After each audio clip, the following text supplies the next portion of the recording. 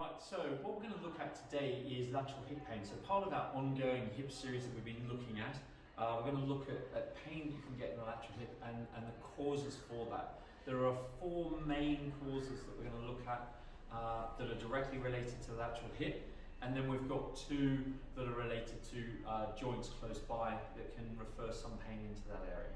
So the first two that I'm going to look at are the bursa. So bursal pain is going to be right on top of that bony part of the lateral hip. So you're going to get pain just on top of that bone, and it'll be sore just pressing on it. You're going to tend to notice that pain kicks in at night when you're sleeping on it.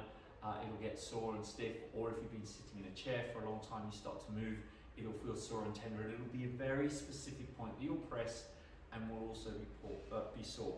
Now the bursa is basically like a soft tissue little balloon that sits in between tendons and bones and stops them rubbing, and if there's too much pressure on them, they can get irritated, and that's when they become inflamed and aggravated.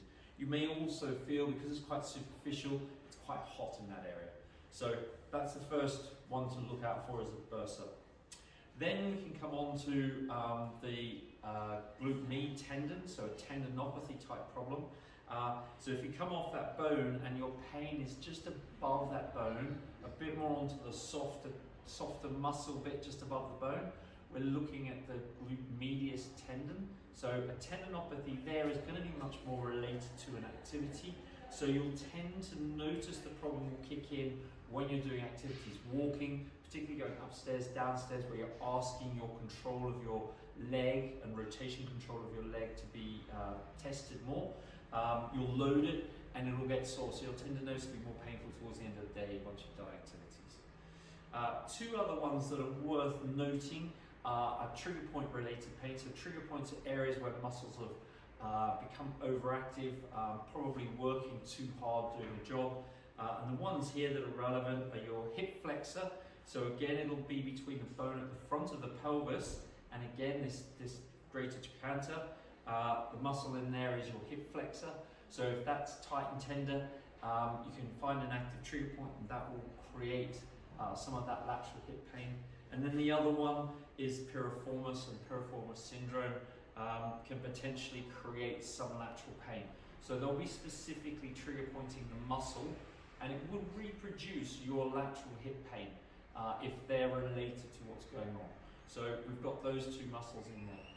Unrelated but close by are the joints. Obviously we've got the hip joint right in here, so greater cancer, the hip joint's coming in through here. So if you've got wear and tear or sort of impingement type issues in your hip, they can, don't always, but can refer some lateral hip pain in. So the hip joint itself and the movement patterns there are worth looking at.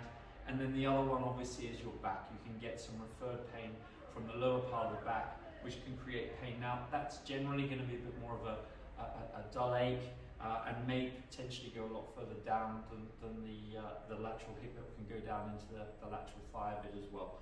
But worth considering that it might not be the lateral hip, it might be a joint close by. So just to give you a little bit of an idea, if you've got lateral hip pain, these are a few of the things you can look at. And we'll have a look at a couple of things you can do to settle down the tendinopathy and the bursa, and what sort of movement patterns you might see in the next video. Thank you.